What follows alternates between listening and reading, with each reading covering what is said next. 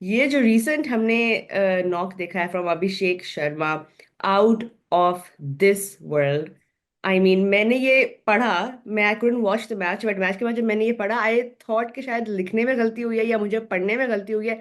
141 of 55।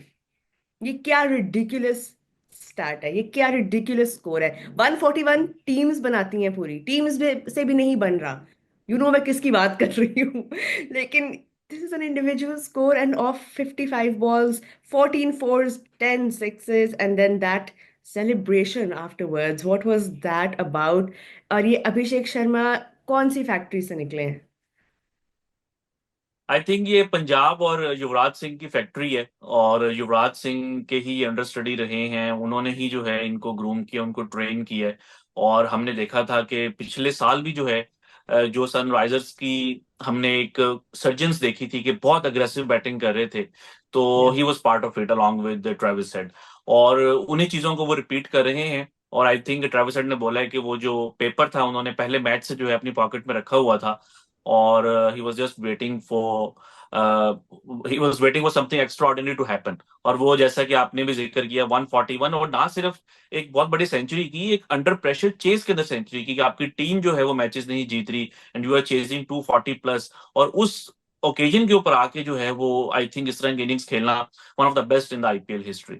And second highest run chase in IPL, right? Mazhar 247 was chased, Sunrisers ने किया जी जवाब में, Punjab Kings के जवाब में। तो एक तो ये भी एक रिकॉर्ड बनना, एंड देन ऑफ कोर्स इस परसूट में इतना बड़ा स्कोर करना एंड इस एज में, I think it says a lot about where Abhishek Sharma is headed, where Indian cricket is headed. And clearly एक एक शिफ्ट नजर आ रहा है मजर, ना सिर्फ अभिषेक शर्मा में बट इनके और जो बैटर्स हैं, जो हम देख चुके हैं या जो हम इस सीजन में भी देख रहे हैं, जो यंग बैटर्स हैं, जो इस नए पाथ पे चल रहे हैं और बहुत आराम से, without any problem, without any sort of adjustment, इस न्यू स्ट्राइक रेट वाले एरा में चल रहे हैं, where they are just playing fearlessly. Absolutely, what do you think is behind this shift, because it is dictating how the rest of the teams and how the rest of the world even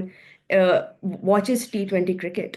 देखिए, एक cultural shift उनमें तो आज से I think 2-3 साल पहले ही आ गया था। जो T20 वर्ल्ड कप था 21 वाला यूएई में, जिसमें कि वो सेमीफाइनल में क्वालिफाई नहीं किया था इंडिया ने। आई थिंक उसके बाद उनके तमाम प्लेयर्स को रियलाइज हुआ कि हमें थोड़ा सा अग्रेसिव खेलना है। और ऑब्वियसली अगर आपका इंटरनेशनल के ऊपर वो स्टैंडर्ड है तो वो चीज आपकी डोमेस्टिक में भी रिफ्लेक्ट होती है।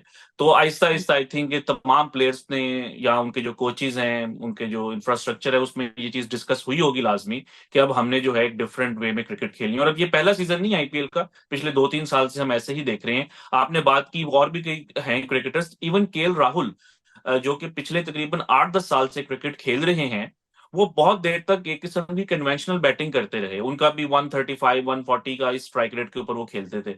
इस आईपीएल में उन्होंने ऑन रिकॉर्ड जो है ये बात की है कि वो जो है शायद गलत क्रिकेट खेल रहे थे। आई मीन उनका जो स्टाइल ऑफ बैटिंग था वो इतना अच्छा नहीं था जो कि आजकल की मॉडर्न डे T20 क्रिकेट की डिमांड्स हैं। एंड उन्होंने भी जो है अपने आप को इवॉल्व कर लिया है and now he is striking at 160 plus.